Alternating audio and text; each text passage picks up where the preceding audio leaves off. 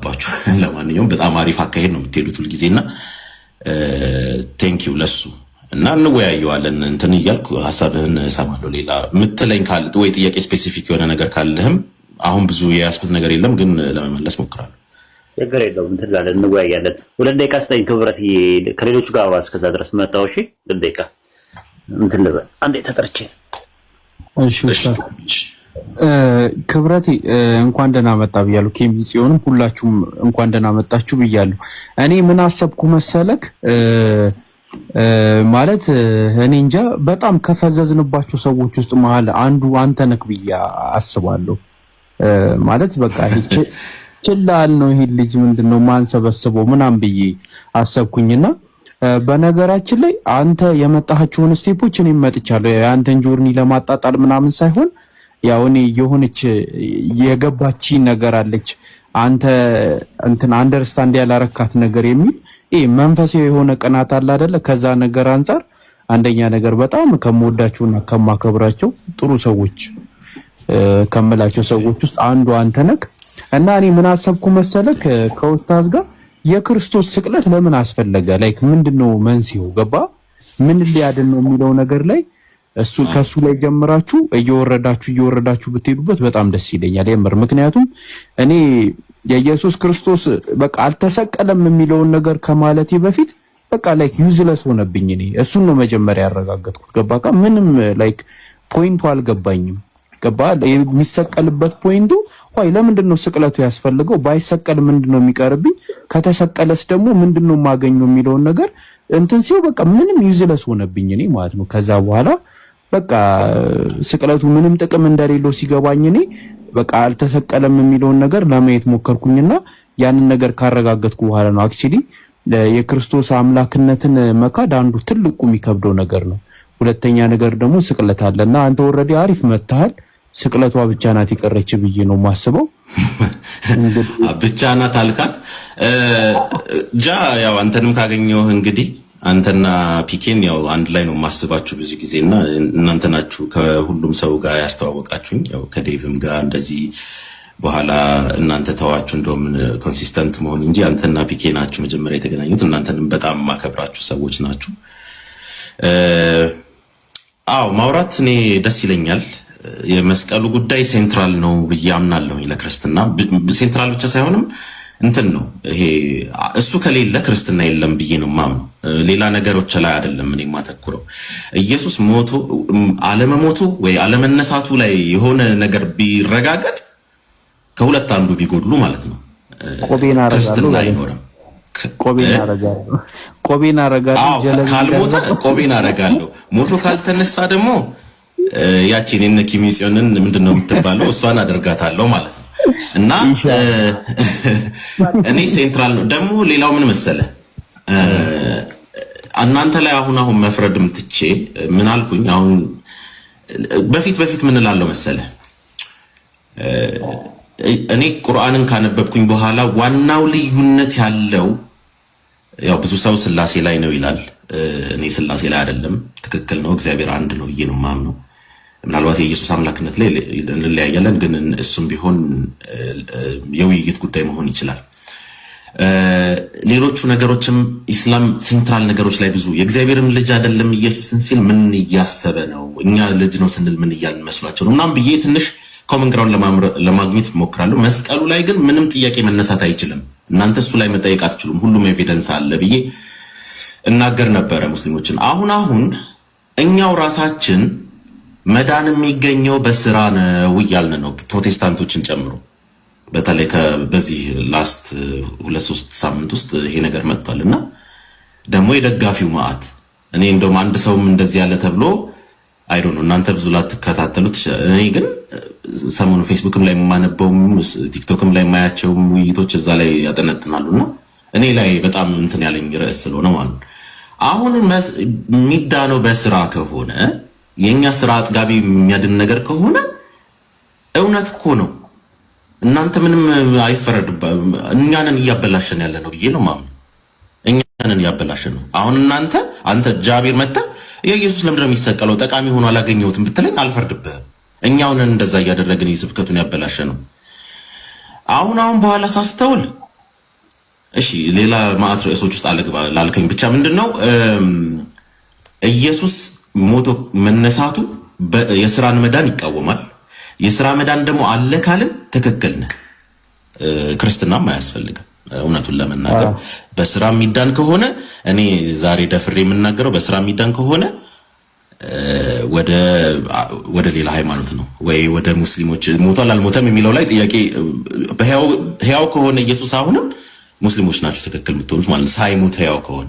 መሞቱ ግን ካስፈለገ ያው ደግሞ እኛ ማስተካከል አለብን ወንጌላችንን። እሺ ሰፋ እያደረኩ ነው የማወራው ዛሬ እንዲሁ ወሳኝ ርዕስ ስለሆነ ነው። ለማንኛውም እሺ እየሰፋ እንዳይሄድ ቃስ በቃስ በስነ ስርዓት ፈርዝና ደረጃ እያስያዝን በስነ ስርዓት እንሄዳለንና እኔ ኡስታዝም ስለመጣ እኔ ኡስታዝ እንደ ሐሳብ እንትን ያልኩት ምንም ነገር ከማውራታችሁ በፊት ላይክ የክርስቶስ ስቅለት ለምንድነው ያስፈለገው የሚለው ነገር ላይ ብታወሩ አሪፍ ነው። ዛሬ ምን ይመስላል ኡስታዝ? አይ እሱ የተመቸው ነገር ነው። አሁን እንግዳ ስለሆነ ማለትም አሁን እንደ ኢንትሮዳክሽን ነገር ስለሆነ ዛሬ መግቢያ ያክል ነው። አንደኛ ጠፍቶም ስለተገናኘን በፊት የዛሬ ዓመት ነው የሆነኝ ክብረትን ካገኘሁትና እንዳልኳችሁ ክርስቲያኖች ሆነው ጥሩ ግንኙነት ካሉኝ ሰዎች መካከል አንደኛው ክብረት ነው ብዬ ሁልጊዜ እናገራለሁ ማለት ነው። ማለት ጥሩ ሰዎች አሉ የሚያወሩኝ ሰዎች ስለ የነበረው አንደኛው ክብረት ነው። ስለዚህ ዛሬ እንደ ኢንትሮዳክሽን እሱ የተመቸውን ነገር እንትን ይበልና ከዛ በኋላ በቀጣይ ደግሞ እናሰፋዋለን ካስፈለገ ማለት ነው። ስፒሪቹዋሊቲ ኦቨርናይት ወይም በአንድ ምሽት ውስጥ ምንም ነገር የሚሆን ነገር የለም። ማፍረስ ነው በአንድ ጊዜ የሚቻለው፣ መገንባት ግን ጊዜ ይፈልጋል ምንም ነገር። ከዛ አንፃር ነው እስቲ ክብረት በየትኛው እንትን ላይ እናውራ። እኔ ዳንኤልን ነበር ያሰብኩት የነበረው። ካልሆነም አንተ የተመቸህን ነገር ከፈለክም በመስዋዕቱ ዙሪያም ከፈለክም በስቅለቱ ዙሪያ ከፈለክም በዳንኤል ዙሪያ ላይ ከቁርባኑ አንፃር ቁርባን የሚባለው ነገር አንፃር ከስራም አንፃር ሳሊቬሽን። አሁን ደግሞ አዲስ መጽሐፍ ጽፌያለሁ ማዳንና መዳን የሚል ምናልባት እሱን ደግሞ ብታይልኝ ደስ ይለኛል። ፕሪዴስቲኔሽን አለው የእናንተ ኮምፓቲቢሊቲ ኢንኮምፓቲቢሊቲ የሚባሉት ሌላው እኔን ደምስሬን የሚነካኝ ርዕስ ነው እሱ። በእርግጥ ከሙስሊሞች ጋር ይልቅ ከክርስቲያኖች ጋር የናከስም የኖርኩት እሱ ግን አንተ ብለሃል ሰምቻለሁ። ፎር ኖሌጅ የለም ብለሃል ማለት ነው። አምላክ አንድ ነገር ከመከሰቱ በፊት አያውቅም፣ ከተከሰተ በኋላ ነው ሚዩት አድርጎታል ራሱን ብለህ ነው የምታምነው። እሱንም መጽሐፌን ብታየው ደስ ይለኛል። በዚህ ዙሪያ ላይም በጣም በእኛ ጀብርያና ቀድርያ የሚባሉ ኢንካር የተደረጉ አሉ፣ በእኛ አናቴማ የተደረጉ አሉ። እነሱንም ብታያቸው እኛ አካባቢ ላይ የነበሩት ውዝግቦችም ነበሩ በሆነ ሰዓት ላይ ማለት ነው። ካልቪኒዝምና አርሜኒያኒዝም የነበረው ውዝግብ፣ ቸርች ፋዘርስ በአውግስቲንና በፕላርጌስ መካከል የነበረውን፣ በአርስቶትልና በፕላቶ በአፍላጦንና በእንትን መካከል እሱን ሁላ ነው ያመጣሁት እንዳለ። ፕላርጌስ ማለት ፔላጂየስ የሚሉት ነው። ፔላርጌስ ይባላል እና አውግስቲኒዮስ ሁለቱንና የኛ የመናፍቃን አባት ነው ፔላርጌስ ማለት። በጣም እሺ ይቀርታ። አፍላጦንና አርስቶትሊስንም ሁለቱንም ያሉበትንም አቅርብ ያሉ መጽሐፌ ላይ አርስቶትልና ፕሌቶ በእንግሊዝኛ። እሺ ጥሩ ነው። አሁንም ቢሆን ቴንኪዩ በጣም አነባው። እስቲ አሁንም ከሀገር ውጭ ነኝ አስልካለሁ። የሚመጣ ሰው ካለ ያው አብዱ መርካቶን ሜሴጅ አደርገዋለሁ እንደገና እና እንትን እለዋለሁ የፈለግከውን። እኔ እንጃ እኔ ደስ ያለህን ነገር እንትን በለኝ። ቅድም ጃ የጋበዘን እኔንም ኪሚጽዮንንም ኢየሱስ ተነስቷል ወይ በሚል እያወራን ነበርና እስቲ በዚሁ የተገናኘ ርዕስ አለ። እንደውም በጣም ትልቅ ግብዣ በቃ ጋብዞ ምናምን እንትን ምግብ ሁላ አለ ብሎ ነበር። እሱ የለም ግን እሺ ግን እሱን ግን የምንም አይነት ርዕስ ላይ የክርስቶስን መሞት ከሆነ እናንተ ትንሣኤው ላይ ብዙ ያው ከእናንተ ጋር ሕያው ነው አሁንም ብላችሁ ስለምታምኑ ማለት ነው። ግን መሞት አለ ወይ መሞቱም ሪሊ ትንቢቶችን ፉልፊል ያደርጋሉ የሚል ከሆነ የትኛውንም ርዕስ አውርተን እንትን ማለት እንችላለን። እኔም የቤት ስራዎች ይዤ እሄዳለሁ። ከዛ በኋላ ዳንኤል 9 እንመልከትና በጣም የምትመኩበት በጣም በቃ ትልቅ አለ የምትሉበት እሱ ስላለ ከመጽዮንም ስላለ እኔም አለው በዛ ዙሪያ ላይ የአይሁዶች አመለካከት ነው። እኛ ሙስሊሞች ያለን ዳንኤል 9 ላይ ያለን አመለካከት። በነገራችን ላይ ዳንኤል የሚባል ነብይ እኛ ጋር አለ፣ ቁርአን ላይ ነው የሌለው እንጂ ሐዲስ ላይ አለ። ዳንኤል የሚባለው ነገር ራሱ ስም አለው፣ ራሱ የሆነ አጠራሩ ራሱ ለየት ይላል አለ ራሱ ማለት ነው። ከመጽዮን በቅድሚያ ሰላም ብያለሁ። ሰላም ልበለው መጀመሪያ እሱ ማለት ነው። ከመጽዮን ዳንኤል እንመልከት አይደል? እንመልከትና አንተም ደግሞ የራስህን ፕሬዘንቴሽን ታቀርባለህ። ማቅረብ ትፈልጋለህ? መቅረብ ትፈልጋለህ? አዎ ችግር የለም። እንትን ነው የምለው ክብረትን መቅረብ ትፈልጋለህ? ዳንኤል ላይ ዳንኤል ነው የሚባለው። ዳንኤል ማን ነው እየጠየቅ ያለው? ወሂድ አንተ ክብረትን መሄድ ትፈልጋለህ? ዳንኤል 9 ላይ ስለ ሰብአ ሱባኤው ምናምን ሂድበት እስቲ እኔ ላውጣውና እኔም ላንብብ ትንሽ እንትን ልበል። ተከታተለኝና ዕብራይስጥም እጠቀማለሁ ከመጽዮንም ያርመናል ማለት ነው። አንዳንድ ነገሮች ስትፈልግ ያው ታዛቢም ስላለ በዕብራይስጥ የሚችል ሰው ስላለ አንዳንድ ነገሮችን እንጠቀማለሁ። ዳንኤል ምዕራፍ 9 ቁጥር 2 ላይ ተመልከት። መጀመሪያ ሲጀምር እንደዛ ነው። እኔ ዳንኤል የኢየሩሳሌም መፍረስ የሚፈጸምበትን 70 ዓመት ያህዌ በቃሉ ለነቢዩ ለኤርሚያስ የተናገረውን የዓመቱን ቁጥር በመጽሐፍ ጻፍኩኝ አለ። ይቅርታ ከመጽዮን ልድገመው። እኔ ዳንኤል የኢየሩሳሌም መፍረስ የሚፈጸምበት 70 ዓመትን ሐሸም በቃሉ ለነቢዩ ለኤርሚያስ የተናገረውን የዓመቱን ቁጥር በመጽሐፍ አስተዋልኩኛል። ሐሸም እያልኩኝ አወራለሁ ሪስፔክት ስላለኝ ማለት ነው ለተመጽዮን። አሁን እዚህ ጋር ምንድነው የባቢሎን ምርኮ ሐሸም እያልኩኝ አወራለሁ። ይቅርታ ማለት በጣም ስለሚያከብሩት ስሙን ዮዲሄባቤ የሚባለውን ስም አይጠሩትም እነሱ ሐሸም እያሉ ነው የሚጠቀሙት እና ለሱ ሪስፔክት ሐሸም እያልኩኝ እጠቀማለሁ ማለት በተቻለኝ አቅም ማለት ነውና 70 ዓመት የሚባለው የሚጀምረው ከ605 ላይ ነው። እዚህ ጋር ችግር አለ ክብረት 70 ዓመት 605 ቅድመ ልደት የባቢሎን ንጉስ ናቡከደነፆር መጥቶ ዮአኪን በያዘበት ሰዓት ላይ እንደተጀመረ የሚያሳይ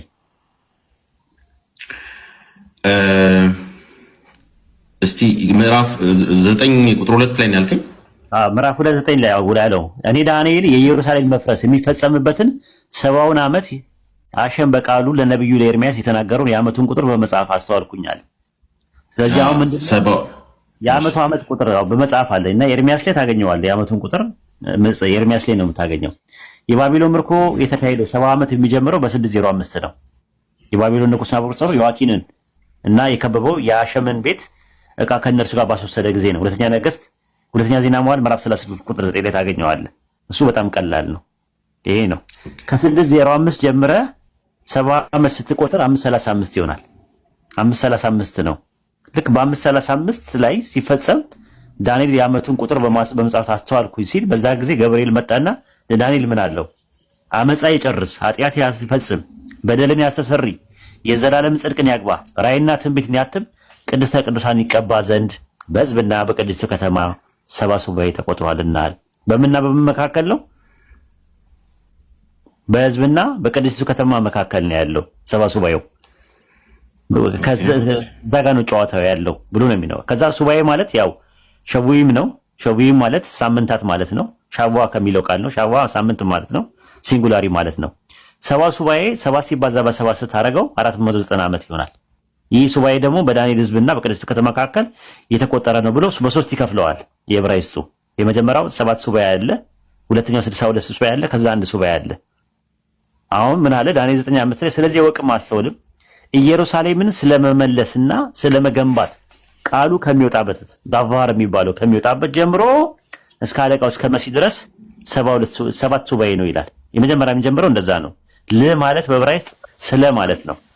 ወደ ኢየሩሳሌም መመለስና መገንባት ቃሉ ከሚወጣበት ጊዜ ጀምሮ እስከ አለቃው እስከ መሲህ ድረስ ነው የሚለው።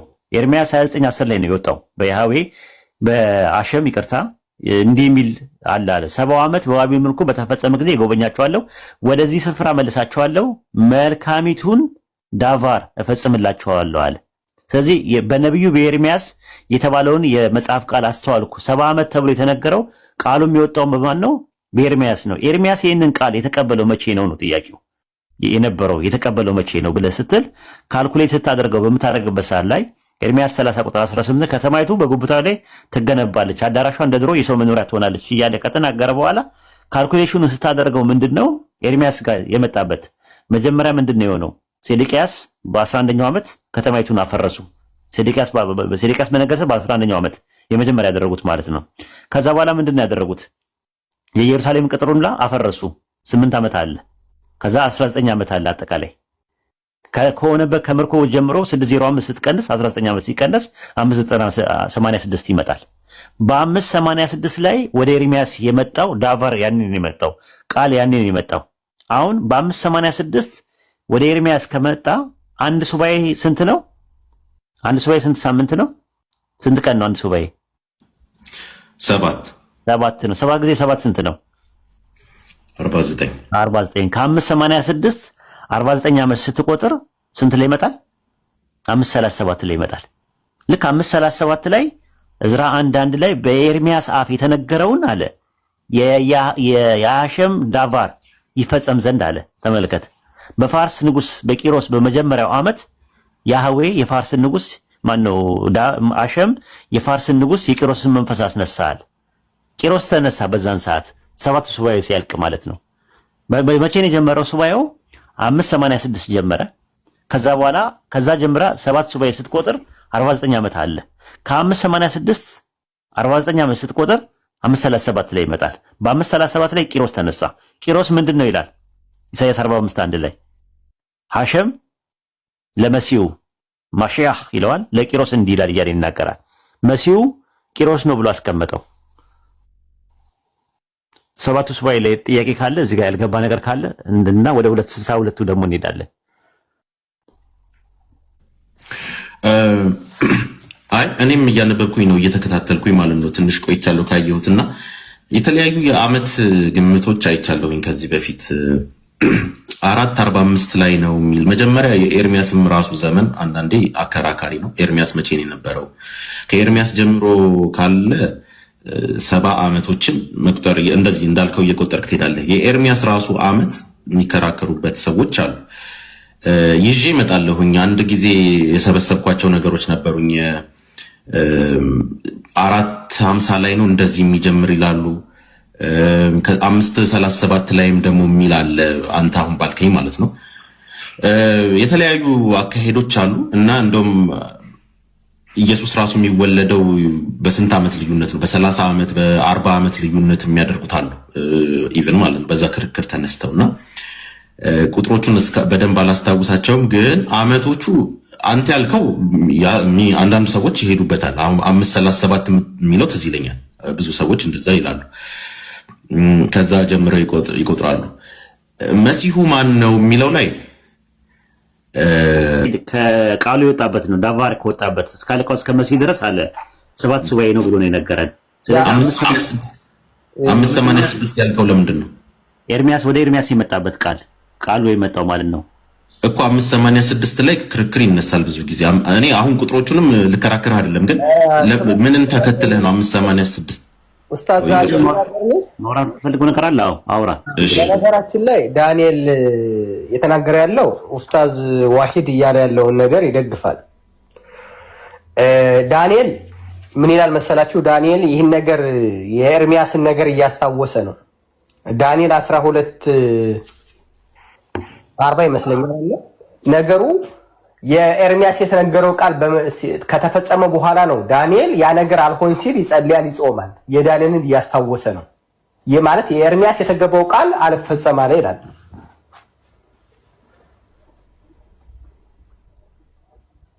ክብረት አለህ መጽሐፉ። አዎ ልክ ነው። ዳንኤል 70 ዓመት ቆጥሮ ጸልያለሁ ጾም የጸለይኩ የሚል አለ። ልክ ነው። ግን 70 ዓመት የጀመረው በአቆጣጠር ከሄድን ማለት ነው። አዎ ነገር ግን 70 ዓመት የጀመረው መቼ ነው?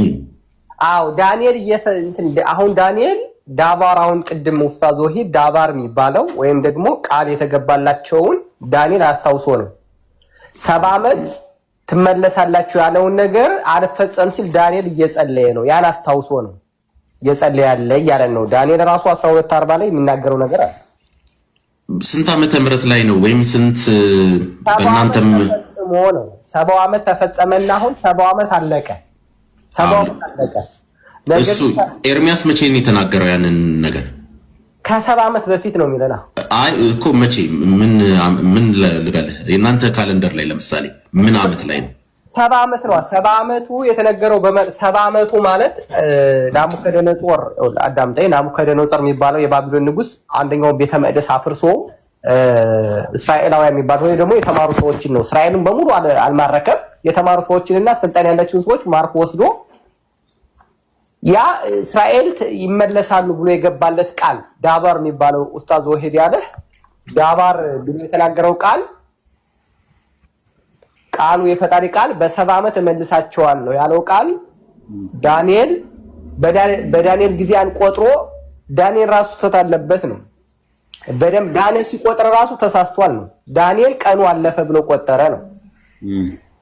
ራሱ ዳንኤል ስህተት ነው። ቆይ ላስረዳው ከመሰውን እንትኑ ግልጽ ለማድረግ ይኸውልህ የባቢሎን ምርኮ የጀመረው መቼ ነው? አንተ የምታስታውሰው የባቢሎን ምርኮ የጀመረው ታስታውሰዋለህ? እኔ ሁሉም ይስማማው በዚህ ላይ ጭቅጭቅ የለባቸውም። በ605 ወይም በ606 ነው። ምናልባት ወደ ኒሳን ከኒሳን በፊትና ከኒሳን በኋላ የሚል ጭቅጭቅ ስላለ ዝም ብለህ 605 እና 606 ብለህ ያዘው። ከመጋቢት በፊትና ከመጋቢት በኋላ ብለህ ነገር በቃ እንደዚህ አይነት ጭቅጭቅ አለ። እሱ እንጂ ችግር የለውም። 605 እና 606 ከ605 ጀምሮ 70 ዓመት ስትቆጥር 535 ላይ ነው የሚመጣው። 535 ላይ ነው የሚመጣው። ተመልከተ 535 ላይ ከመምጣቱ በፊት የስንት ዓመት እንደሚቆይ አያውቁም ነበረ እስራኤላኖች። ከዛ ለኤርሚያስ ምን ብሎ ነገረው? ቃል ገባለት። ምን የሚል ቃል ገባለት? ኤርሚያስ 29:10 ላይ ያህዌ እንዲህ ይላልና አለ 70 ዓመት በባቢሎን በተፈጸመ ጊዜ እጎበኛቸዋለሁ፣ ወደዚህ ስፍራ መልሳቸዋለሁ፣ መልካሚቱን ቃሌን አሁን የምናገረው ቃል እፈጽማለሁ አለ። መልካሚቱ ቃል የወጣው ያኔ ነው። ራሱ ሹ ማለት መመለስ ነው በዕብራይስጥ። ሁለቱም ጋር የገባው ቃል ተመሳሳይ ነው ከሆነ ቃሌ ለሚለው ቃል የገባው ቃል ዳቫሪ ነው የሚለው። ዳቫር ማለት ቃል ማለት ነው። ኤርሚያስ 30 ቁጥር 18 ላይ ከተማይቱ በጉብታ ትገነባለች፣ አዳራሿም እንደ ድሮ የሰው መኖሪያ ትሆናለች ይላል። ባና መገንባት ተመሳሳይ። አሁን ምንድነው የምታደርገው?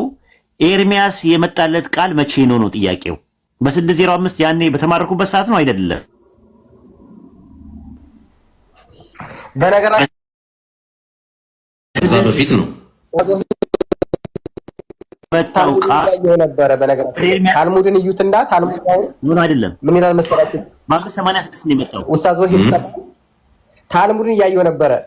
ምን ይላል መሰላችሁ? ዳንኤል 9:2 ላይ ያስታወሰ ያለው ይላል ኤርሚያስ 22 ላይ እዩትና እንደ ኤርሚያስ 25:12 ያለውን ቃል ነው ይልና ከዛ ታልሙድ ምን ይላል? ይሄን ነገር የት ነው ያገኘው ኤርሚያስ የጸለየው ሲል ዘፍጥረት 15:13 ለአብርሃም የተገባው 400 ሰዎቹ እንደሚበትናቸው ተናግሮ ነገር ግን ሰዎች ጮሁ ይልና ዘጸአት ይናገራል። ከዛ በኋላ ዘጸአት 12:40 ያነሳል። ሰዎቹ መጸለይ እንዳለባቸው ካልጸለዩ ያ ነገር እንደማይሆን ይናገራል። ኤርሚያስ 25:13 ላይ በእርሷ ላይ የተናገርኩት ቃሌን ይላል ዳባር። ማለትም ኤርሚያስ በአሕዛብ ላይ ትንቢትን የተናገረበት በዚህ መጽሐፍ የተጻፈ ሁሉ በዚያ ምድር አመጣለሁ እያለ ነው የሚናገረው ማለት ነው። አይ ቲንክ ታልሙድ ላይ የአይሁዳኖች አመለካከት ነው የሚለው ሳይሆን በኤቪደንስ እዛው ላይ ባይብሉ ላይ ይዘን ራሱ ማግኘት እንችላለን ከሚለው አንጻር ነው። እና አሁን በ605 ከነበረ ታስታውስ እንደሆነ የባቢሎን ንጉስ ናቡከደነጾር በ605 መጣ። ከተማይቱ ማርኮ ዮአኪንን በነገሰ በ8ኛው ዓመት ያዘው። በ8ኛው ዓመት ነው ሴዴቅያስ በዮአኪን ፋንታ የአሻንጉሊት መንግስት አድርጎ ነው የተቆነ። ሁለተኛ ነገሥት ምዕራፍ 24 ቁጥር 13 ላይ ታገኘዋለህ። የባቢሎን ንጉስ ዮአኪንን በነገሰ በ8ኛው ዓመት ያዘው ነው የሚለው። ከዛ ቁጥር 17 ላይ ምንድነው የሚለው? የባቢሎን ንጉስ ዮአኪን አጎቱ ማቲያ በእርሱ ፋንታ አነገሰው፣ ስሙም ሴዴቅያስ ብሎ ለወጠለት አለ። ሴዴቅያስ በነገሰ በ11ኛው ዓመት ይላል ሁለተኛ ነገሥት 25:1 ላይ ማለት ከተማይቱ ንጉሱ ሴዴቅያስ በ11ኛው ዓመት ተከባ። ከዛ በኋላ ምን አደረገ? ከዘበኞቹ አለቃ የነበረውን የከለዳውያን ቁጥር ሁሉ አፈረሰ። ሲያፈርሰው ያኔ ነው ያፈረሰው። አሁን 8 እና 11 ስንት ይሆናል? 8 እና 11 ስንት ይሆናል? 19። ስለዚህ የባቢሎን ንጉስ መጥቶ ከማረካቸው ጀምሮ ከ605 ጀምረህ 19 ዓመት ስትቀንስ ስንት ይሆናል? የፈረሰበትን ለማወቅ ለማለት ነው። ከ586 ላይ 586 በ586 ወደ ኤርሚያስ ዳቫር መጣ፣ ቃሉ መጣ። ምን አለ? ቃሉ መጣ። ስለዚህ ምን አደረገ? እወቅም አስተውልም ኢየሩሳሌምን መጠገንና መስራት አለ። ቃሉ ከሚወጣበት አለ። ከተማይቱ በጉብታ ትገነባለች፣ አዳራሹ እንደ ድሮ ይሆናል ብሎ በኤርሚያስ ሲናገር የነበረው ዳቫር የሚባለው ማለት ነው። ምንድነው የሚለው? ወደዚህ ስፍራ መልሳችኋለሁ፣ መልካሚቱን ቃልን ተፈጸማለች። ዳባር የሚባል ነገር አለ። ስለዚህ ዳንኤል 9:5 ላይ ስለዚህ ወቅም አስተውልም ኢየሩሳሌምን ስለመመለስና ስለመገንባት ቃሉ ከሚወጣበት ጀምሮ እስከ አለቃው እስከ መሲህ ድረስ 7 ሱባኤ ነው ብሎ ነገረን። መቼ ነው ለኤርሚያስ የመጣው ብለን ስንል ዮአኪን ከእንትን ካለ በኋላ 8 ዓመት ተቀንሶ ሴዴቅያስ 8 ዓመት 19 ዓመት ሲቀነስ መተው ያፈረሱት ያኔ ነው። በስንት በ586 ነው። ከ586 ጀምረ አንዱ ሰባቱ ሱባኤ ይቀጥላል። 7 ጊዜ 7 49 ነው። 49 ዓመት ሲቀንስለት 537 ይመጣል። በ537 ላይ ምን አደረገ? ቂሮስ ተነሳ፣ ቂሮስን አስነሳ። ዕዝራ 1:1 ላይ በኤርሚያስ አፍ የተናገረው የሐሸም ዳባር ይፈጸም ዘንድ አለ። በፋርስ ንጉስ በቂሮስ በመጀመሪያው ዓመት አሸም የፋርስ ንጉስ የቂሮስን መንፈስ አስነሳል። ከዛ በኋላ ቂሮስ ምንድነው ነው ጥያቄው? አሁን መሲህ ነው ወይስ አይደለም? ራሱ አማሻ የሚል ነገር ይጠቀማል። እንትኑ ላይ ቴክኒክ አርቲክል አለው። ቂሮስ መሲህ ነው ያ ይጠቀም አላስታውስም። አይጠቀምም። ለዛ እኮ ነው ኢንዴፊኒት አርቲክል አድርጎ ነው ያስቀመጠው። እከሌ ያለ ስፔስ ለዛኛው ለዋናው መሲህ ብሎ የሚሉት አይሁዶች ዋናው መሲህ ቢሆን ኖሮ ሃማሺያ ብሎ ይጠቀማል። ወይ ደግሞ ስፔሲፋይ ተደርጎ የሚቀመጠው ዴፊኒት አርቲክል ሮቱ ተሳቢ ተደርጎ የሚቀመጥበት እዛው ላይ አውዱ ላይ የተነገረ ነገር አንድ ነገር ካለ ነው። ይሄ ግን ስፔሲፋይ ያልተደረገ መሲህ ነው ብሎ ነው የሚያስቡት አይሁዶቹ። ከዛ በኋላ ቂሮስ ምን አደረገ? እንደዛ ከዛ በኋላ ነው 62ቱን ደግሞ ተመልሰው የሚቆጥሩት ማለት ነው። የመጀመሪያ የነበረውን 7 ሱባኤ ከጨረስን ወደ 62ቱ መሄድ እንችላለን። 7ቱ ግልጽ ነው። ኡስታዝ ወሂድ ምናልባት ለክብረት ሐመሻህ የሚለውን ነገር አንደርስታንዲንግ አድርግለት ያልገባው ይመስለኛል። ያቃላ ዘክራይስት ማለት ነው ማለት ዘ ማለት ነው። አይገብቶኛል እሱ እኔ ይበለው አይበለው አላየሁትም ነው ያልኩት። ማየት እንችላለን አይደለም። ቆይ አሁን ሱባኤ የሚለውን ምናልባት ቀጥል ሱባኤ የሚለውን ማየት ይቻላል ነው እንዳለ። እሺ ምን ጋር ነው መሲሁ የሚለው? እኔም ማውጣት ይችላል። መሲሁ ዳንኤል ምዕራፍ 9 ቁጥር 25። ኦኬ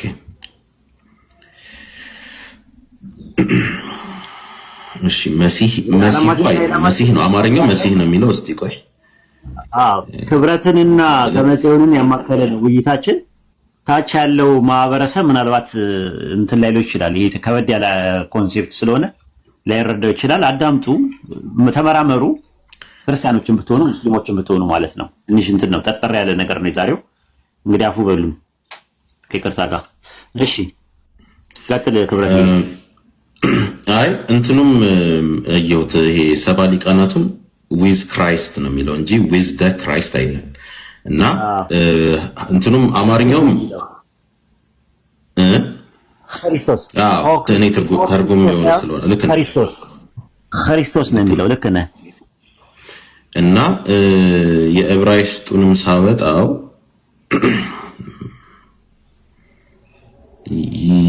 ይቃሬት ማሲያ፣ ስለዚህ መሽያህ ነው። እሺ ሃይ የሚል የለም መሽያህ የሚል ነገር የለውም። በቃ እዛ እንትኑ አሁን አማርኛው ላይና እንግሊዘኛው ላይ አንዳንድ ቦታ ላይ አስተዋል ራሱ። አሁን እንግሊዘኛው ላይ ብትመለከተው እንትን ላይ ስለዚህ ወቅም አስተውልም ኢየሩሳሌም መጠገንና መስራት ኢየሩሳሌምን ስለመመለስና ስለመገንባት ዳቫር ከሚወጣበት ጀምሮ እስከ አለቃው እስከ መሲህ ድረስ 7 ሱባኤ ይሆናል። አለቃ ማለት ሮሽ ነው፣ ንጉስ ማለት ነው። ንጉስ ነው ደግሞ እሱ ሮሽ የሚል ቃል ነው ያለው አይተው ከሆነ ማለት ነው። አሁን ይሄንን ካየኸው የመጀመሪያ ሱባኤ በቃ እንትና ጋር ነው የሚሄደው። መሲህ የተባለው እዚህ ጋር እንትና ነው። ከጥንትም ጀምሮ የሚደረግበት ሚድራሽን ብትመለከት፣ ታርገምን ብትመለከት፣ ታልሙድን ብትመለከት እንደዚህ ነው የተቀመጠው። ኢየሱስ ከመምጣቱ በፊትም ኢቭን የአዲስ ኪዳን ጸሐፊዎችም የዳንኤልን 9ን ጠቅሰውና ታቅሰው ለመሲሁ ነው ለኢየሱስ ነው ብለው የተጠቀመ አታገኝም። አዲስ ኪዳን ላይ ከማቴዎስ ወንጌል እስከ ራዕየ ዮሐንስ ድረስ አታገኘውም። እሱን ለመጀመሪያ ጊዜ ይህችን ነገር የሰራው ማን ነው ብለው ታሪኩ ስትጥባል ጀስቲስ ማርቲርስ ነው። ጀስቲስ ማርቲርስ ነው የውስጥ ሰማዕቱ ነው ለኢየሱስ ክርስቶስ ብሎ የተጠቀመበት 7 ሱባኤው ለታሪክ በመጀመሪያ አዲስ ኪዳን ላይ ዳንኤልን የሚጠቅሰው ኢየሱስ አንድ ነገር አለ። የጥፋት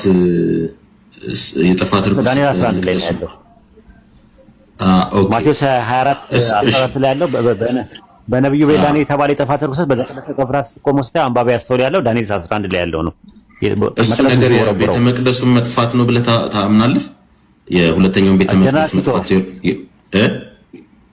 ጀነራል ቲቶ መጥቶ ቤተ መቅደሱን መጥቶ ሲያጋየው ነው። በነብዩ በዳንኤል የተባለው የጥፋት ርኩሰት በተቀደሰ ስፍራ ቆሞ ስታዩ አንባቢ ያስተውላል እና ሸሽታችሁ ውጡ አለ ኢየሱስ። በነብዩ በዳንኤል የተባለው የጥፋት ርኩሰት ስትመለከቱ ዳንኤል 11 ላይ ያለው ነው። እሱ ሌላ ነው። ከዳንኤል 9 ጋር የሚያያዝ አይደለም። አይቀጥል። ጥሩ እሺ። ስለዚህ እዛ ጋር ከተረዳ ነው ያው ቡም እንትን ማለት ነው አይደል? ሹቭ ማለት ያው መመለስ ማለት ነው። እሱን አይተነዋል። ከዛ በኋላ ነው አሁን ወደ ሁለተኛው ሱባኤ መሄድ እንችላለን። የመጀመሪያው መሽያህ የሚለው ነገር እንትን ማለት ነው። ከዛ በኋላ ዳንኤል 9:25 ላይ ከዚያም ይላል በ62 ሱባኤ ውስጥ እርሷን በጭንቀት ዘመን ጎዳናና ከቅጥር ጋር ትሰራለች ይላል። የሚል ነገር አለ። አይተዋል? ዕብራይስጡ ዜን ነው የሚለው ሌላ ነው። 62ቱን ለብቻው ነው የሚያስቀምጠው። ይሄው ራሱ እንግሊሽ ስታንዳርድ ቨርዥንም እንደዛ ነው ያስቀምጠው። ዜን ብሎ ነው ያስቀምጠው። ከዚያም የሚል ነገር ኮምፕላቲቭ ኮንጃንክሽን ይጠቀማል። እና ማለት ነው እና ብሎ ለብቻው ነው የነጠለው። ከዚያም በ62 ሱባኤ ውስጥ እርሷን በጭንቀት ዘመን ጎዳና ጋር ትሰራለች አለ። ከዚያም የሚል ነገር አለ። አሁን ይሄ ጭንቀት ዘመን የሚባለው ሶፎንያስ 1:15 ላይ፣ ሰቆቃወ ኤርምያስ 1:3 ላይ የባቢሎን መርኮ መጥቶ ከማረከበት ጊዜ ነው የሚጀምረው ቁጥሩ 62ቱ ማለት ነው። አሁን ያንን ለማወቅ የባቢሎን ምርኮ ናቡከደነፆር መጥቶ የማረከው በ605 ነው። ከ605 ጀምረን ለማወቅ 62ቱን ሱባኤ ማጥናት አለብህ። 62ቱ ሱባኤን ለማወቅ ደግሞ 62 ሲባዛ በ7 ስንት ይሆናል? 434 ይሆናል። ግልጽ ነው። 62 ሲባዛ በ7 62 ሱባኤ 62 ሲባዛ በ7 42 እና እሺ ልክ ነህ። 420 እና 62 420 እና 14 434 434 አሁን እንደዛ ነው። ከ605 ጀምረ 434 ስትቆጥር ስንት ጋር ይመጣል? 171 አይመጣም? እሺ 171 አለቀ። 171 ላይ ልክ በ171 ላይ አኒያስ የሚባል ካህን ተገደለ። ዳንኤል 9:26 ላይ ከ62 አለ ሱባኤ ጊዜ በኋላ መሲሁ ይገደላል አለ። የተቀባው መሲህ ማለት ነው። ይሄ መሲህ የተባለው ደግሞ አኒያስ የሚባለው ነው። በታሪኩ ስትመለከተው በ171 ላይ ማን የገደለው ታስታውሳለህ? አራተኛው አንጢዮኪያስ ኤጲፋኒዮስ የሚባለው በ171 ዕለት የተቀባውን ካህን ሳልሳይ አኒያስን ገደለው ራሱ ማለት ነው። አስገደለው። ከዛ በኋላ ምን አደረገ ራሱ? ካህናቶቹ ምን ይባላሉ? መሲህ ይባላሉ። ዘሌዋውያን 4:5 ላይ ይሄው ራሱ የተቀባው ካህን የሚለው ላይ የዕብራይስጡ ማሻህ ነው የሚለው፣ የግሪክ ሰብጀንት ደግሞ ክርስቶስ ነው የሚለው። አሮንን እንደ መሻህ ይለዋል። መሻህ ይለዋል፣ መሲህ ይለዋል እሱንም ራሱ ማለት ነው። ከዛ በኋላ ምንድነው ያደረገው? ይገድለዋል ራሱ። ኤጲፋኒዮስ ምንድነው ያደረገው? የአሳማ ስጋ እሱን ካስገደለ በኋላ የአሳማ ስጋ አምጥቶ በቤተ መቅደስ ውስጥ ለጁፒተር ለሚባለው አምላክ መስዋዕት አቀረበለት። ከዛ በኋላ ምን ጀመረ? ዳንኤል በእርሱ ዘንድ ምንም የለም የሚመጣው አለቃ አለ፣ ህዝብና ከተማይቱ መቅደሱን ያረክሳል አለ። ፍጻሜው በጎርፍ ይሆናል እስከ መጨረሻ ድረስ ተቆጥሯልና አለ። እርሱ ከብዙ ሰዎች ጋር ጽኑ ቃል ኪዳን ለአንድ ሱባኤ ያደርጋል አለ። ማን ነው? ንጉሱ፣ የግብጽ ላይ የነበረው ንጉስ ማለት ነው። አንድ ሱባኤ ማለት 7 ዓመት ነው። ከ170 ቅድመ ልደት ጀምረ በሱባኤ እኩሌታ በ3 ዓመት ተኩል ውስጥ በ167 ቅድመ ልደት አጋማሽ ላይ መስዋዕትና ቁርባኑን ያስቀራል እንዳለው መስዋዕትና ቁርባኑን አስቀራና ምን አደረገ? ለጁፒተር አምላክ እዛ ቤተ መቅደስ ውስጥ ገብቶ ለጁፒተር አምላክ የአሳማ ስጋ መስዋዕት አድርጎ አቀረበ። ይሄ ነው ዳንኤል 9:27 ላይ በርኩሰት ጫፍ ላይም አጥፊ ይመጣል እንደተቆጠረው ፍጻሜ ድረስ መቅሰፍት በአጥፊ ላይ ይፈሳል። ምን ሆነ? መቃቢያን ተነሱ። ያን ነገር አይተው ማለት በጣም ቁጭት የነበራቸው ጁዳ ታስታውሳለህ? ይሁዳ የሚባል የመቃቢያን መሪ የነበሩት መቃቢያን ውጊያዎች በ165 ላይ ምናምን ጀመሩ። ቤተ መቅደሱን ተቆጣጠሩ። ከዛ በኋላ እቃዎቹን አጸዱ። ከዛ ቤተ መቅደሱ ላይ እንዲረክስ በተደረገው በ3ኛ ዓመት ዳግመኛ ለአሸም እንዲወሰን አደረጉ ማለት ነው። ከዛ ሃኑካ ይላሉ አይሁዶች እስከ ዛሬ ድረስ የሚያከብሩት ይሄንን በዓል ነው። ሃኑካ ታከብራላችሁ አይደል? ተመጽዮን በነገራችን ላይ ሃኑካ ኢየሱስም ጠቅሶታል። በመጽሐፍ ቅዱስ ላይ በአዲስ ኪዳን ላይ የበዓል የመስጫ ይሄ የቤተ መቅደስ መንጫ የበዓል በአዲስ ኪዳን የተጠቀሰ ቃል ነው። በነገራችን ኢየሱስ የወጣበት ቀን ነው ሃኑካ ማለት ቤተ መቅደሱን ይጸዳበት። ሃኑካ ውጣ ሲሉት ዮሐንስ 7 ላይ ያለው ሐኑካ እንደዛ ነው። መቃብ ነው እንትን የመጣው መቃብ መጥቶ አጸዳው ራሱ። መቃብ ማለት በነገራችን ላይ መዶሻ ማለት ነው። መዶሻ የተባለው ማን ነው ታስታውሳለህ? የጁዳ ቡድን ነው ራሱ አይደል? አራማጭ መዶሻ ነው። በዕብራይስጥ ምንድነው የሚባለው? መቃብ ነው አይደል? መቃብ ማለት መዶሻ ማለት ነው። ኃይለኛ ስለነበረ መዶሻ ተባለ። ኦርቶዶክስ መቃቢያ የሚባል መጽሐፍ አለን ብለው የሚሉት ነው እነሱ። መቃቢን ነው በዕብራይስጥ መቃቢን ይባላሉ በብዛት ቁጥሩ። መቃቢን ማለት የመቃብ ብዙ ቁጥር ነው። የአራማጆቹ አብዮቱን ያራመዱት እንደዛ ነውና መቃቢያን የአንጦኪያስን ኤጲፋንዮስ ኃይሎች በተለመደው የመከላከል ዘዴዎች አድርገው ነው ተጠቅመው በ165 ቅድመ ልደት ቤተ መቅደሱን ተቆጣጠሩ፣ እቃዎቹን አጸዱ። ከዛ ከቤተ መቅደሱ እንዲረክስ ያደረጉ በኋላ እንትን አደረጉ ማለት መክሰስ በአስዩ ላይ ይመጣል በተባለው መሰረት መጣ ማለት። ዳንኤል 9 ከቁጥር 25 እስከ 27 ድረስ ያለ በዚህ መልክና ልክ ነው። ታልሙድ ላይም ሚድራሽ ላይም በተመሳሳይ ደግሞ ታርገም ላይም የተቀመጠው በዚህ መልኩ ነው እና ዳንኤል 9 ላይ ያለውን ለኢየሱስ ለበስ በጣም እኮ እንትን በጣም ኃይለኛ ክሌም እኮ ነው ማለት አንደኛ ከእስልምና ጋር ኃይለኛ ጦርነት ነው የሚፈጥረው ይህ ጥቅስ እንደዛ ለኢየሱስ ከሆነ ለምን ረሱል ሰለላሁ ዐለይሂ ወሰለም ጋር የመጣው ጅብሪል ነው ብለን እናምናለን። የሚገርም ነገር ዳንኤል 9 ላይ ስትመለከተው ጅብሪል ብሎ ነው የሚያስቀምጠው የአረብኛው ባይብል ላይ። በጣም ነው የገረመኝ። ረሱል ሰለላሁ ዐለይሂ ወሰለም ጋር መጥቶ አልገደሉትም አልሰቀሉትም ብሎ አላህ በጅብሪል አማካኝነት የተናገረው አምላክ ተመልሶ ዳንኤል 9 ላይ ደግሞ መሲሁ ይገደላል ብሎ ገብርኤል ሁለት ነገር ሊናገር አይችልም። ስለዚህ ከሁለት አንዱ ጉዳችን ነው የሚፈላው። ወይ ቁርአንን መርጠን ባይብል አልፈልግም ማለት አለብህ፣ ወይ ደግሞ ባይብል ተቀበለ ደግሞ ቁርአን አይመለከተኝም ማለት አለብህ። ስለዚህ አሁን ሁለቱም ማስማማት የምንችለው ነገር ምንድነው ያገኘነው? አይሁዶች ይህንን ጥቅስ እንዴት የተረዱት የሚለውን ጥናት አጠናንኛ ስንመለከተው የሚያወራው ስለ አኒያስ ነው። በ67 ውስጥ መሲሁ ይገደላል ሲል መሲህ ነው የሚለው እንደው መሲሁ አይደለም እንደው የሚለው ማሺያህ የሚል ነገር አይጠቀምም፣ ዴፊኒት አርቲክል አይጠቀምም። ከዛ አኒያስ ያስገደለው አንጦኪያስ ነው ያስገደለው የገደለው ማለት ነው ያስገደለውም የገደለውም ራሱ ያው ገደለው ማለት ይቻላል። ይሄንን ነው የሚያወራው። አይ ይሄ ጥቅስ ሌላ ነገር ነው ስለ ኢየሱስ ነው የሚያወራ የሚል ሰው ካለ ደግሞ ተረጋግቶ ጥናት ማጥናት ነው የሚያስፈልገው። እኛም እንማራለን ቁጭ ብለን ራሱ ክብረትም በደንብ ተዘጋጅተበት በዚህ ዙሪያ ላይ ይሄ ነው ብለህ ለህዝባችን የምታቀርብበት ለኛ እዚሁ መድረካችን ላይ እኛም እንማርበት። እርማት የሚያስፈልገው ካለ እርማት፣ ሐሳብ ለማድረቅ የሚያስፈልግ ነገር ከሆነ ጥናት ማንኛውም ሰው ነው የምንፈልገው። ማንኛውም ክርስቲያን ገብቶ ይሄ ነገር እንደዚህ ነው ብሎ በዚህ ዙሪያ ላይ በደንብ ዳንኤል 9ን ከ24 ጀምሮ አጥንቶ የራሱን ፕሬዘንቴሽን ያቀርባል። ከዛ ህዝቡ የራሱን ፍርጃ እንትን ይላል ማለት ነው። እንደዛ ነው የምናምነው። በጣም አመሰግናለሁ። ይሄ እንደዚህ አይነት ኢንቪቴሽን መኖሩን ነው ቀደምም እያልኩ የነበረውና አዎ በደንብ እስቲ እንየውና እኔ ዳንኤልን እንዳልኩ ቁጥሩ አለ እንደዛ የሚባሉ ነገሮችም አሉ። ትንሽ የዴት ክርክሮችም አሉ። ኢቭን 70 ዓመት የሚጀምረው ላይ አንተ ያልከኝ አይ ቲንክ ቃሉ ከተሰጠው ነው። ያንተም አንዱ አካሄድ ይመስለኛል። ምናልባት ብዙዎቹ የሚስማሙትም ለዛ ሊሆን ይችላል፣ አላውቅም። በዛ ሊሆን ይችላል። ነገር ግን ከሰባው ከምርኮ ጊዜም ጀምሮ ነው የሚሉም አሉ። አይ ቲንክ 605 ካልከኝ ማለት ነው። በደንብ ልየውና እስቲ ኢየሱስን ነው ወይ አይደለም ወይ የሚለውን ካሳመነኝ እኔ የግድ እንትን አይደለም መሲህ ለኔ ባይዘው መሲህ የሚባለው ነገር እስማማለሁኝ። በጣም ለብዙዎች የተሰጠ ነው። ዳዊት ነው ትልቁ እንደው መሲህ የሚለው ታይትል የነገስታት ታይትል ነው ብዬ ነው የማምነው። ጠቅላላ ማለት ነው። ካህናትም መሲሆች ናቸው፣ ሌሎች ነቢያትም መሲሆች ናቸው እና መሾምን የሚያመለክት ነው። በቃ እግዚአብሔር ለማንኛውም ነገር የቀባውን ሰው ያንን ዘይት ማፍሰስ ነው ሲምቦሊካል።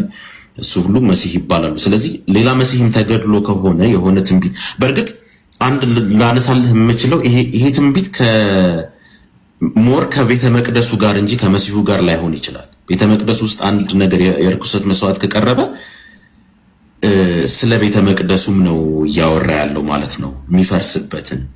ስለዚህ ቤተ መቅደሱ ለምንድን ነው የሚፈርሰው? ከዛ በኋላ ለ2000 ዓመት በቃ የቆመው ለምንድን ነው ልንል እንችላለን። ምክንያቱም ምርኮ ብዙ ጊዜ አይቆይም ከአንድ ጄኔሬሽን በላይ እና እሱን እናያለን። ለማንኛውም አንተም ኦልሬዲ ከአንብበኸው እንትኑ ማስረጃው ካለ አንተም ትክክል ልትሆን ትችላለህ። በቃ እሱን መቀበል እንችላለን ማለት ነው። ያ ነው ስታስ ቴንክ ዩ። ይሄ ጥናት የሚፈልግ ነገር ጊዜ የሚፈልግ ነገር ጊዜ ሰጥቶ ማንበብ ነው። እኔ ያው የምለው ምንድነው መሰለህ እናንብብ እስኪ። አሁን ይሄ የብሉይ ኪዳን መጽሐፍ ነው፣ በቄሶች የተተረጎመ የአይሁዳን መጽሐፍ አለ። መጽሐፉን ይመስላል። እሽቅና ዳንኤል 9:25 እናንብበው እስኪ ምን እንደሚል። ይህ ነው መጽሐፉ 9:25 ብለው እንደተረጎሙ ማለት ቀጥታ እንዴት እንዳስቀመጡት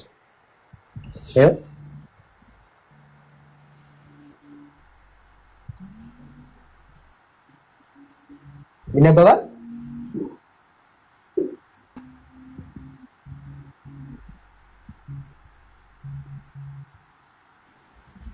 አይ ቲንክ ትንሽ ብለርድ ነው ግን ምን የትኛውን ፓርት ነው የፈለግከው? 9:25 ያለው ስለዚህ እወቅ አስተውልም፣ ኢየሩሳሌምን መጠገንና መስራት ትእዛዙ ከሚወጣበት ጀምሮ እስከ አለቃው እስከ መሲህ ድረስ 7 ሱባኤና 62 ሱባኤ ይሆናል። እርሷን በጭንቀት ዘመን ከጎዳናና ከቅጥር ጋር ትሰራለች ይላል። ኦኬ ቀጥል። ከሁለቱ 62 ሳምንቶች በኋላ መሲህ ይገድላል። በእርሱም ዘንድ ምንም የለም። የሚመጣውም አለቃ ሕዝብ ከተማይቱንና መቅደሱን ያጠፋሉ። ፍጻሜውም በጎርፍ ይሆናል። እስከ መጨረሻም ድረስ ጦርነት ይሆናል። ጥፋትም ተቀጥሯል። አሁን ካላንተ ይሄ ትክክለኛ ትርጉም የተቀመጠው እንደማስታውሰው አዎ፣ ብዙ አይለያይም። እንደዛ ነው። እኔ 62 እና 7 ነው ያስቀምጠው። ምክንያቱም በዕብራይስጡ ላይ 7 ነው የሚቀድመው እንጂ 62 አይደለም የሚቀድመው። አውቀው ነው ብለው የተሰሩት ያንን ነገር እና ተንኮልም አለበት ነው የሚሉት ራሱ ተርጓሚዎች። እንግሊዘኛ ላይም አስተካክለው 7 ነው የሚያስቀድሙት። በዕብራይስጡ የሚቀድመው 7 ሱባኤ ነው። ከዛ ነው 62 ሱባኤ። አንድ መጽሐፍ አለ አሁን የተተረጎመው አመጣዋለሁ። ቆይ አንዴ ከዚህ መጽሐፍ አለ ቀጥል። አማርኛው ላይ 7 ሱባኤና 62 ሱባኤ ይላል። እሱን ነው የምልህ። ሁለቱ የተለያዩ ሱባኤዎች ናቸው ራሱ እና እነዛን ሶስቱን ሱባኤዎቹ ረጋ ብሎ ማጥናት ነው። 7 ሱባኤ 62 እና አንድ ሱባኤ በአጠቃላይ 490 ይሆናል። 97 ሱባኤ ሲሆን 7 ሲባዛ በ7 490 ይሆናል። 434 አለ 49 ዓመት አለ። ከዛ በኋላ ደግሞ የአንድ ሱባኤ የሚባል አለ 7 ዓመት አለ። በሱባኤው እኩሊታ የሚለው ነገር መስዋዕትና መባውን ያስቀራል የተባለው የሚደረገውን ቤተ መቅደስ ውስጥ የነበረውን አስቆመ። መጀመሪያ ቃል ገባላቸው ለአይሁዶች ምንም ችግር የለውም። አናንያስን ገደለው ቃል ገባላቸው። ልክ 3 ዓመት ከቆየ በኋላ ግን 3 ዓመት ተኩሉ ላይ መስዋዕቱና መባውን እዚህ ቦታ ላይ አይደረግም ብሎ የአሳማ ስጋ አምጥቶ ጁፒተር ለተባለው አምላክ ነው ሲሰዋ የነበረው እና ያንን ነው መጨረሻ ላይ ነው እነመቃብን በርኩሰትም አሁን እዚህ 9 ላይ ያለው በርኩሰትም ጫፍ ላይ አጥፊው ይመጣል እስከተቆረጠውም ፍጻሜ ድረስ መቅሰፍት በአጥፊው ላይ ይፈሳል ይላል። ይሄ ከጥፋት ርኩሰት ጋር የተለየ ነው የምትለኝ? ይሄ እንትኑ ራሱ የጥፋት እሱ እንትን ላይ ማቴዎስ ወንጌል ምዕራፍ 24 ላይ ያለው በነብዩ በዳንኤል የተባለው የጥፋት ርኩሰት በተቀደሰ ስፍራ ቆሞ ስታዩ አንባቢ ያስተውል የሚለው ዳንኤል 11 ላይ ነው የምታነበው። ኮሜንታሪዎቹ ሁሉ የሚስማሙት ዳንኤል 11 ላይ ያለው ነው እንጂ ይሄኛው አይደለም። ራሱ ዳንኤል 11 ላይ ማየት ትችላለህ። እናውጣው ከፈለከው እንትን እንዳይልብ እኔ እንዲሁ ነውና አይደለም እንዲሁ ለማወቅ ነው ለጊዜው። እኔ ራሴ እንትን ብዬ ሌላ ቀን በደንብ እኔም ወይ ትክክል ነህ ብዬ አቋም ይዤ የምናገረው ወይም ትክክል አይደለም እዚህ ጋር ሌላ ልዩነት አለምለበት አመጣለሁ። ግን ያንተን ሀሳብ ለማግኘት ነው። ይሄ 9 ላይ ያለው ርኩስ የሚለው ነገር ሁለቱ የተለያዩ ናቸው። 11:31 ላይ ከእርሱ ጋር ሰራዊቱ ይቆማሉ፣ መቅደሱን ግንቡን ያረክሳሉ፣ የዘወትር መስዋዕት ያስቀራሉ፣ የጥፋት ርኩሰቱን ያቆማሉ አለ።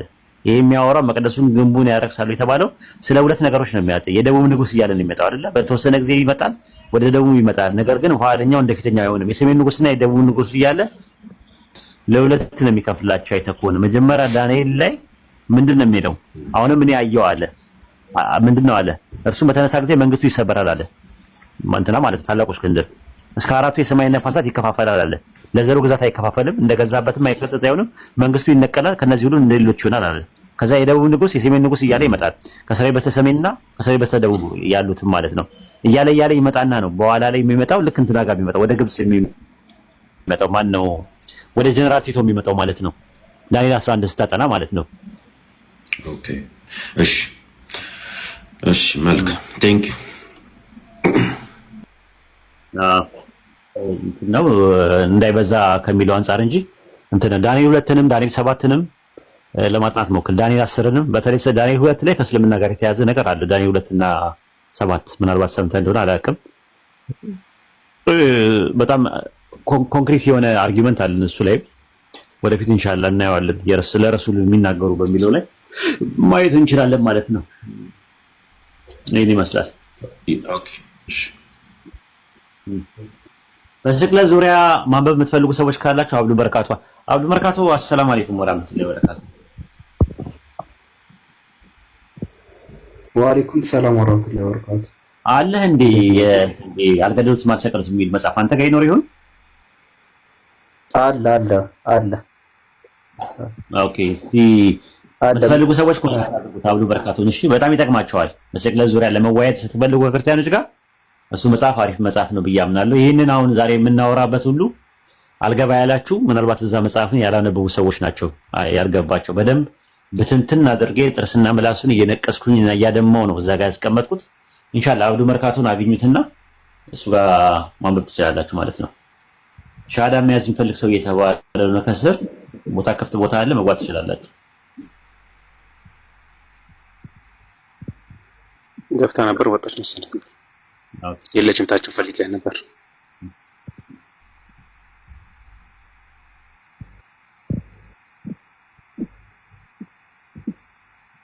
ማሂ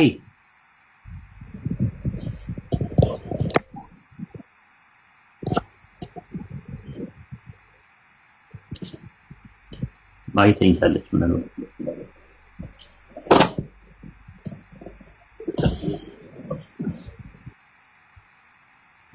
ኦኬ ማጠቃለያ ስራ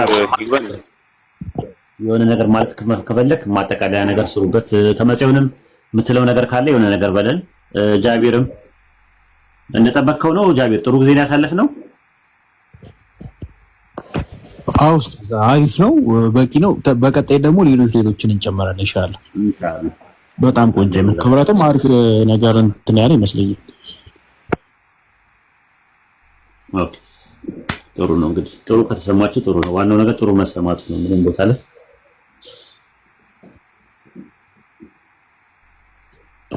ዩዘር ኦኬ ኡስታዝ ወሂድ በታሽ አስወጥኝ። እሺ አመሰግናለሁ።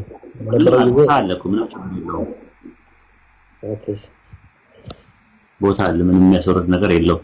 ዩዘር አለሽ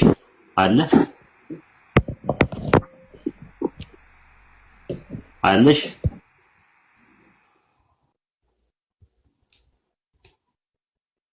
ዩዘር ኦኬ። እንግዲህ ኔት ነው መሰለኝ። ይሰማሻል? እኔ እዚህ ከስራ አንዳንድ ጻፊ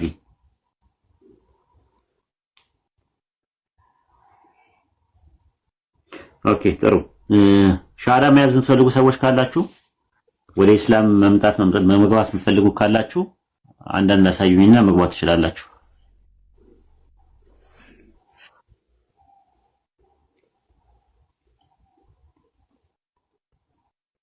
ቅዱስ አንዱ ቁጥር ተጻፈ ነው ኡስታዝ የቅድሙ ልጅ። ኦኬ እሺ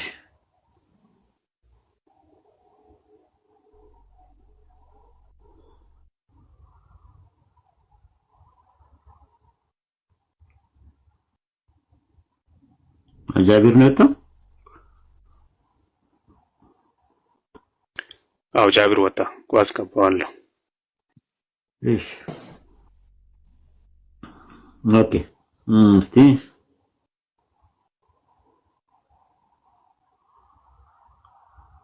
ቅዱስ ተመለስክ?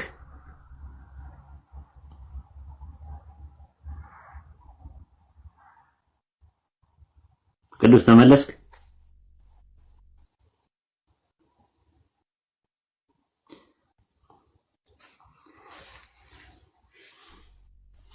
ክብረትን አስጨርሰው ይሉኛል። እንግዲህ እኔ እኮ ክብረት እኮ ረጅም ጊዜ ነው የማውቀው። ተረቅቶ በማውራት ነው የሚያምነው እንጂ እንደዚህ ዝም ብሎ ጥድፊያ ይመስላችኋል? ህይወት እኮ ነው ይሄ፣ ህይወት ነው። እኔ ብዙም የምለው አሁን የተነሳው ላይ በደንብ እንትን እንላለን እና አሁን የግድ ብዙም የምጨርሰው የለም። ስላገኘሁ ደስ ብሎኛል ወሂድ። አዎ ረጅም ጊዜ ሆኖናል እንዲህ ርዕሶች ምናምን ሲኖሩ በተለይ በመዳን ዙሪያ ምናምን እንደዚህ እኔ ሁሉም ርዕስ ላይ አላተኩርም። ለምሳሌ ስላሴ እኔ አትኩሮት ርዕስ አለም እናንተ ያው እንትን ትላለ ያው ለእናንተ ዋና ተውሂድ ሴንትራል ነገር ስለሆነ ማለት ነው። በተለይ ግን ይሄ የመዳን ጉዳይ የኢየሱስ ጉዳይ ክሪስቶሎጂ ላይ ካለ እንዲህ ስትከፍት ምናምን እናወራለን እና ጸባያችሁን ቀጥሉ። አስጨርሰው ምናምን እኔ በጣም ነው ብቻ አሁንም አላውራ ብዙ ነገር እና ቴንክ ዩ። አዎ እንደዛ ነው። እንትኖቹ አሪፍ ናቸውና በተለይ ኢስላሚክ ላይ ያለውን አንተ ያነሳቸውን ይሄ የኦፕንነስ ቴዎሎጂ የሚባለውን አንተ ኦፕን ቴስ የሚባለው ማለት ነው እሱ ያነሳውን ነገር በደንብ እናየዋለን ራሱ እሱ ማለት ነው። እና እኛ ጋርም ነበሩ እንደዛ። ምናልባት የምታውቃቸው ከሆነ የአቂዳ የሚባል ነገር አለ በኢስላም አቂዳ የአቂዳ እንትኖች አሉና በአቂዳ ላይ የተለያዩ እንትኖች በተለያየ ዘመን የተነሱ አሉ። ለምሳሌ ማትሩዲያ የሚባል ሰምተህ ከሆነ አላውቅም። ማትሩዲያ አይ ነግረኸኛል አንተ ራስህ ማለት ነው ከዚህ በፊት።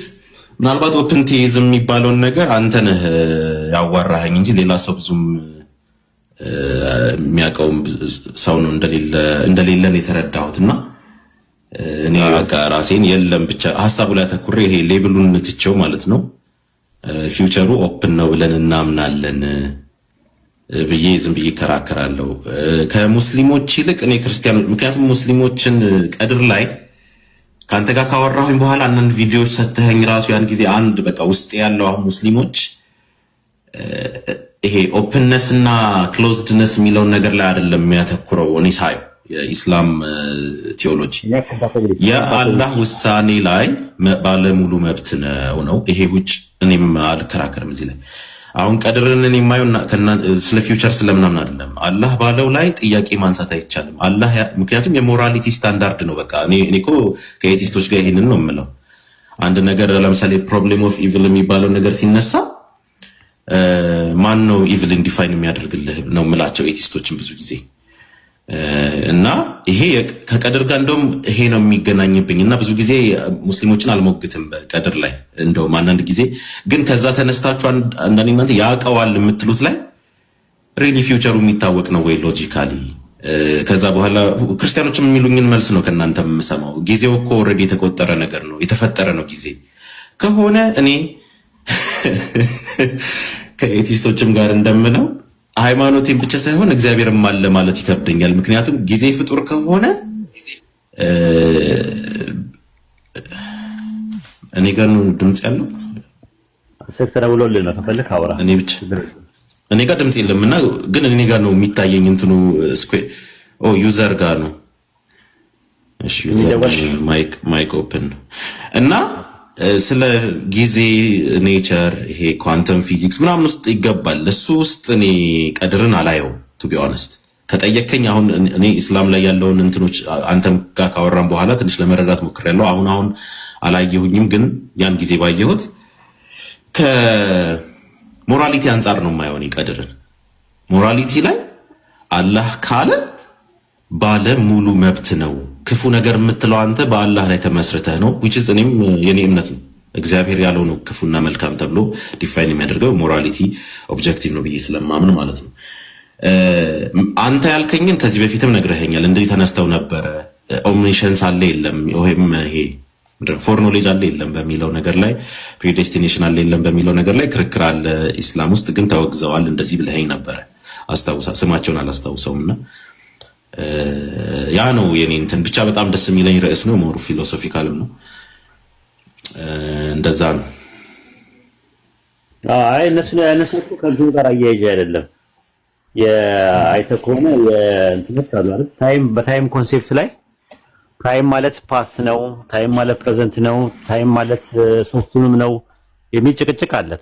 ምናልባት የምታውቀው ከሆነ አላውቅም። ታይም የሚባለው ነገር ታይሚስት የሚባሉ አሉ፣ ፊቸሪስት የሚባሉ አሉ። ራሱ የተለያየ የታይም እንትኖች አሉ። 4 ነው ምናምን ኮንሴፕት ነው ያለው። ታይም የለምም የሚሉ አሉ። በጣም አጨቃጫቂ ነው። ታይም ራሱ እኮ ታይም ምንድነው ራሱ ጊዜ ያልነበረበት ራሱ ጊዜ ያለ ወይ በሚለው ራሱ በጣም ሰፊ የሆነ ጭቅጭቅ የሚፈልግ ነገር ነው። በጥናት ላይ ስትመለከተው ማለት ነው። ግን አላህ በታይም ውስጥ ነው ብለን ስለማናመን ነው እኛ እሱ ጋር አላፊ አሁናዊና መጻኢ የሚባል ነገር የለም እሱ ጋር ማለት ነው። ታይም የሚባለው ነገር ሪላቲቭ ነው፣ አንጻራዊ ነው፣ ሪፈረንስ ፖይንት አለው። እኛ ሶስቱንም ነው ብለን ነው ሱረቱል በመርየም ምዕራፍ 19 ቁጥር 64 ላይ እንደዛ ነው። በፊታቸው ያለውን ከኋላቸው ያለውን በመካከልም ያለውን ያውቀዋል ነው የሚለው። that means past present and future እንደዛ ብለን ነው የምናምነው። በሶስት ከፍለን ነው የምናየው።